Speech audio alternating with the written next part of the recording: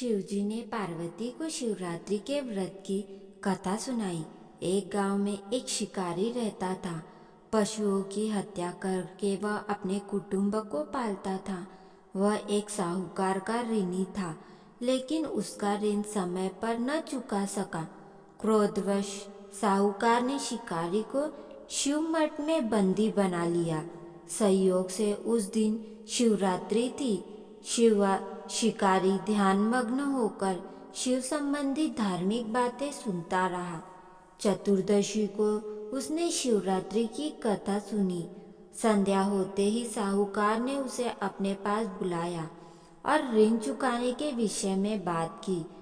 शिकारी अगले दिन सारा ऋण लौटा देने का वचन देकर बंधन से छूट गया।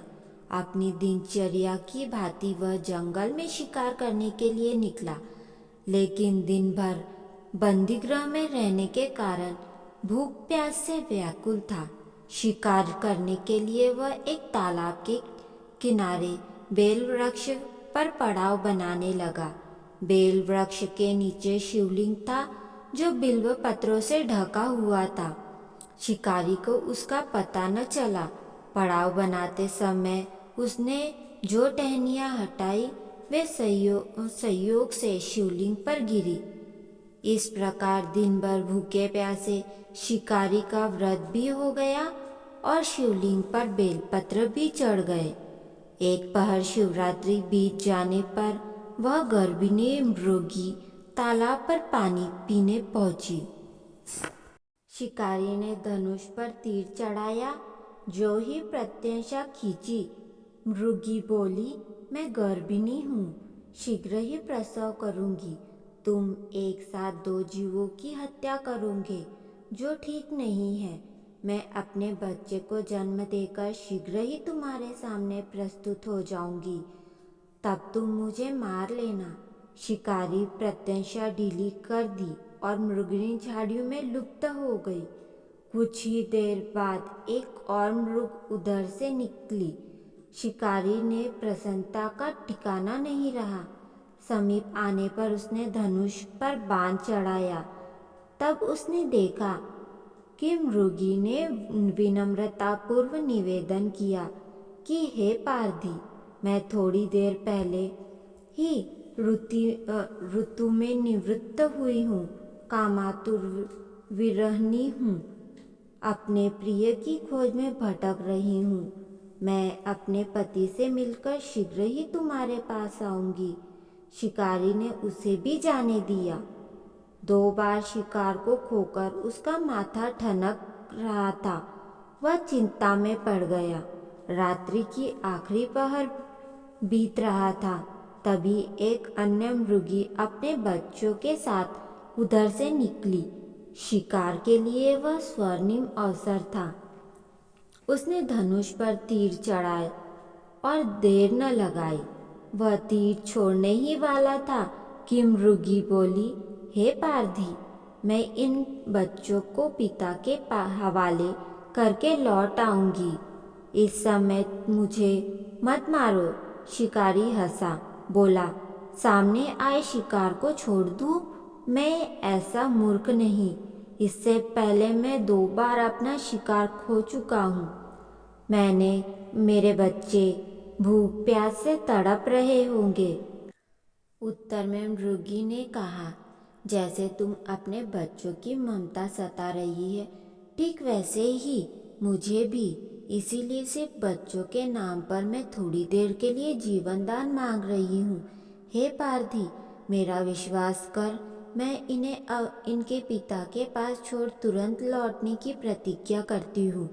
मृगी का दीन स्वर सुन शिकारी को उस पर दया आ गई। उसने उस मृगी को भी जाने दिया। शिकार के अभाव में बेल वृक्ष पर बैठा शिकारी बेलपत्र तोड़ तोड़ कर नीचे फेंकता जा रहा था। पौ फटने को हुई तो एक हष्ट-पुष्ट मृग उसी रास्ते पर आया। शिकारी ने सोच लिया कि इसका शिकार वह अवश्य करेगा।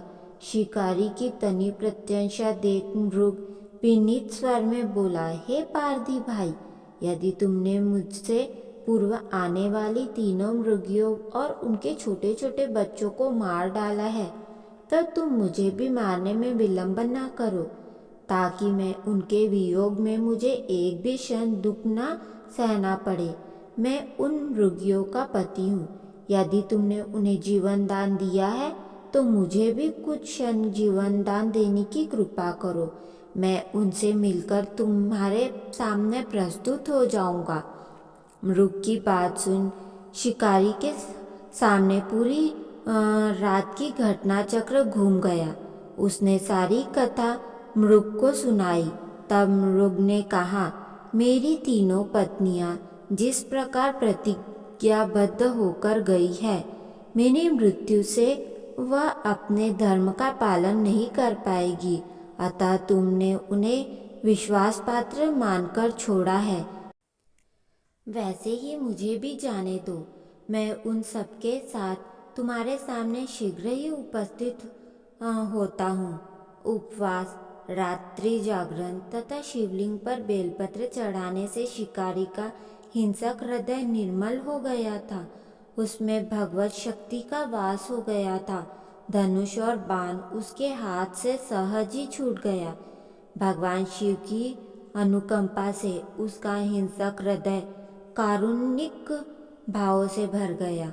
वह अपने अतीत के कर्मों को याद करके पछतावे की ज्वाला में जलने लगा। थोड़ी ही देर में मृग सपरिवार शिकारी के समक्ष उपस्थित हो गया, ताकि वह उनका शिकार कर सके। किंतु जंगली पशुओं की ऐसी सत्यता, सात्विकता और सामूहिक प्रेम भावना देखकर शिकारी को बड़ी ग्लानि हुई। उसके नेत्रों से अश्रुओं की झड़ी लग गई। उस मृग परिवार को न मारकर शिकारी ने अपने कठोर हृदय को जीव हिंसा से हटाकर सदा के लिए कोमल एवं दयालु बना लिया। देवलोक के समस्त देव समाज भी इस घटना को देख रहे थे। घटना की परिणति होते ही देवी देवताओं ने पुष्प की वर्षा की। तब शिकारी तथा मृग परिवार मोक्ष को प्राप्त हुआ।